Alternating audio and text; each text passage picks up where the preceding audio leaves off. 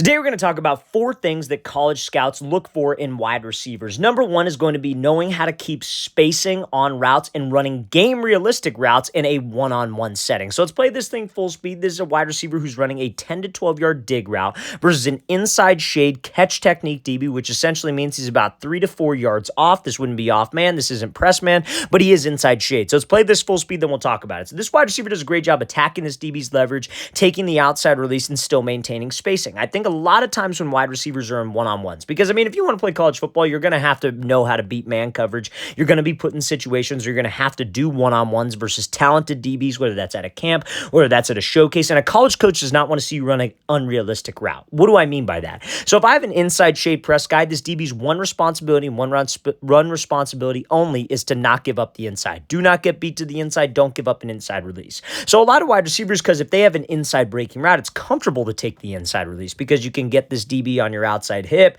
you cut, and then the ball can be right there. But if you're catching this ball in one-on-ones on the opposite hash, that doesn't do you any good, and that is not impressive. That play honestly should be blown dead because, guys, you got to understand that let's say this wide receiver has to run a dig. Let's say there's another slot receiver right here or a tight end, whatever, who's also running a dig. Say it's a double dig concept. If you get rerouted way to the inside and your dig is on top of the slot, on top of the tight end, that's terrible spacing. College coaches know that. They want to see you get open in a realistic setting. So this is a great example of this. So coming up to the line, I have an inside shade guy. I know he's not giving up the inside, especially if he's disciplined. But that doesn't mean I don't want to go at him. I want to attack his leverage. I want to try to get him to move to the inside, get him to keep his leverage. Because when you attack his leverage, a good DB is going to hold it. He's taught do not get beat to the inside in this case. So we get him to move and we take this outside release, still maintaining this like straight stem of how it's drawn up on paper. You got to run the route exactly how it's drawn up on paper. I can't have a dig that's like a square dig like this example right here and have this big inside stem, then push up vertical, then go.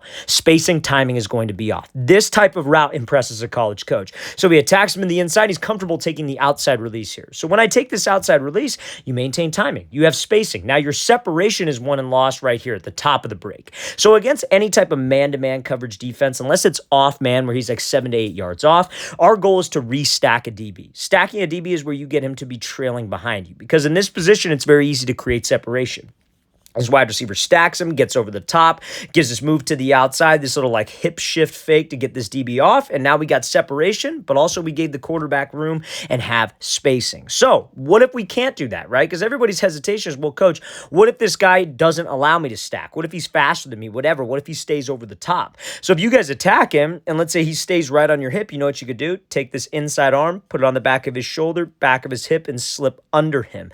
They call that a throw-by move. So guys, top of the route is how we get open, not by forcing my release just so I get a clean inside release. Run game realistic routes. The first thing, like I said, that can impress a college coach is a game realistic situation where you can get separation. This is a great example of that from this wide receiver. Now, before we get into the next tip for wide receivers to impress college scouts, if you're a wide receiver and you would like to train with us this offseason, check out that very first link in the description below where you could see the different states that we will be traveling to for our 2-day-long QB and wide receiver training camps. We've already come out to 3 states this year thus far in San Francisco, Miami, Las Vegas, and now our next 12 states we're coming to are Charlotte, Portland, Dallas, Nashville, Chicago, Buffalo, Atlanta, Houston, Philly, Detroit, Boise, and Los Angeles. So guys, check out that very first link in the description below if you'd like to sign up for any one of these off-season camps that we will be having. We absolutely love to have you out there and help your guys' skills improve. So again, check out that very first link in the description below. Let's get back to this video. So now, second thing that a college coach is going to expect out of you as a wide receiver is running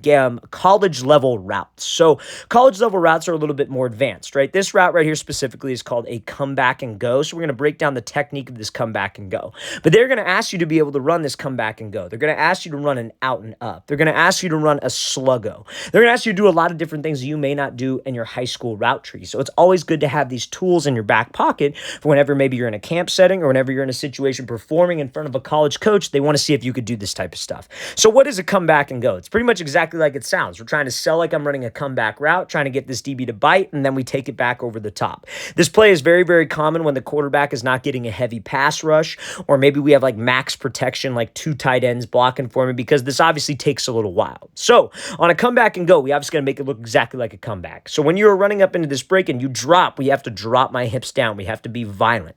If you guys are running a comeback route versus zone coverage, we are trying to push vertical, and then we were trying to drop on a dime to get out of the break. So at the start of this move, that's what I need. So you see how this wide receiver, he drops on that inside foot. That's a great, we call that a trigger step. A trigger step, they call it that because essentially it like triggers the break, if you will. It slows you down. And so when you do that, you want to try to be as violent as you possibly can. You want to drop to a 90-degree angle with your upper half. And what I tell my wide receivers to make sure that they're not leaning back with their chest, try to tie your shoes with your hands. Because if you can sit your butt down to that 90-degree angle and you're trying to tie your shoes, you'll have this slight lean forward with your upper body, and we dropped. That's an explosive balance position to where I could stop myself. So tie the shoes and sit into the chair. So now, on this come back and go, like I said, on your routes, attention to detail is super important. They're going to expect that at a collegiate level. So on a come back and go, you drop on this inside foot, you're dropping your hips, you're getting low, dropping violently, but your second and third steps sell this movement because we're trying to make this DB think we're coming out at a 45-degree angle. So the second step has to pivot. You see how his second step is pivoting at a 45 because now that's going to turn his hips, and the third step hooks around. So now this third step, I could push, I could drive, and jab on the fourth step. It is a 4-step break. So it's snap, pivot, hook, drive. And that is what gets that DB to hesitate, because when he feels my hips and he feels my body start to turn down that 45, that's what can get him to drop, and then we could get separation over the top. So guys, second thing that a college scout is going to look for is your attention to detail in routes and you being able to run a college level route tree. A come back and go is just one of the many examples that I wanted to discuss that you guys need to learn to play at the next level. Now, next thing that a college coach wants to see is a wide receiver who is an asset in the run game, which means that he can block. So look at this example here from a wide receiver. This is a 4-star wide receiver just driving this guy into the sideline. If you're a wide receiver and you want to get more play time, this is how you can do it. If you're a wide receiver and you want to get noticed by somebody, or if you want to get noticed by a college in a run-heavy offense, this is a way that you can do it. So there are 3 things that you want to think about when blocking a DB that will help you be more successful. Number 1, when you go at this guy, you want to be under control. I think a lot of wide receivers, when they go block a DB, they're anxious to make a play. So they'll address him like a bat out of hell, run as hard as they can.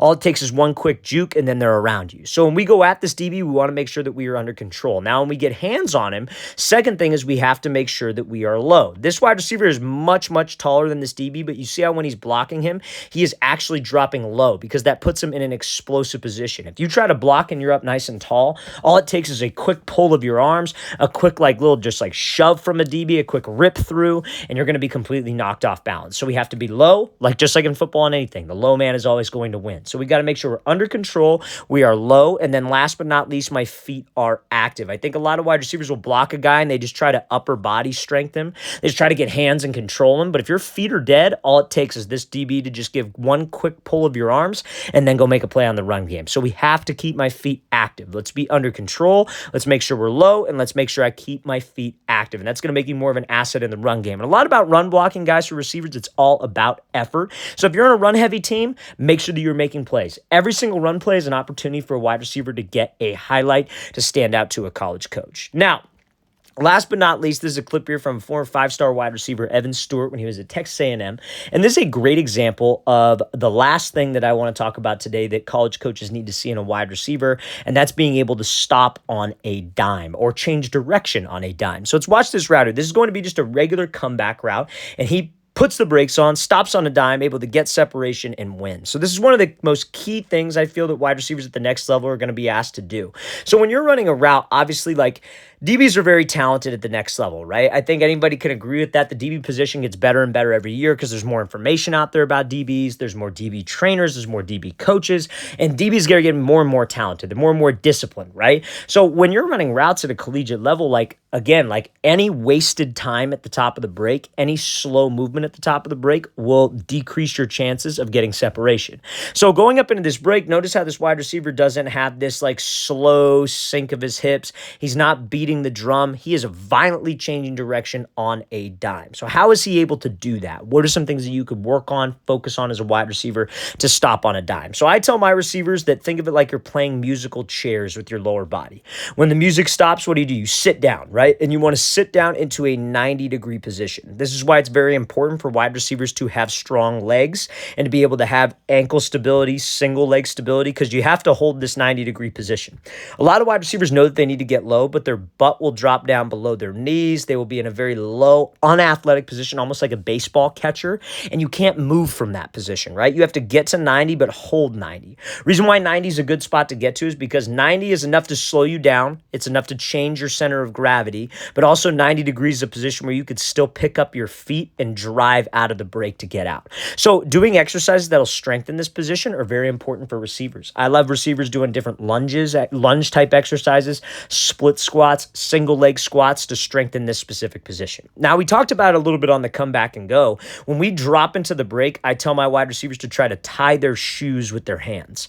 And what that means is like literally touch your shoelaces, because that will cause your upper body to have a slight forward lean, which puts you in a good center of gravity or balanced position, if you will. A lot of wide receivers will sit down, but their chest is straight up in the air. And when you're moving with a ton of speed and your chest is up in the air, your weight distributes back to your heels and we are off balance. So guys, you got to think of it like we were trying to tie my shoes, play musical chairs, and that's a position that will help you stop. Now, again, a lot of guys get to here, but a lot of guys don't get there quickly. They're not explosively dropping into the break. Guys, you got to pretend that there is a string attached to your chin and somebody, as soon as it's time to break, somebody pulled that string down. You were dropping as violently and as aggressively as you can, because that's how we stop myself when moving at a high speed. Because at the collegiate level, when you're running your routes, you have to attack your routes. You can't run slow, because if you run slow, this DB is going to be all over you. But if we push vertical, we run hard, we're running in good stride, good speed. That's the only way that we could stop and create that separation.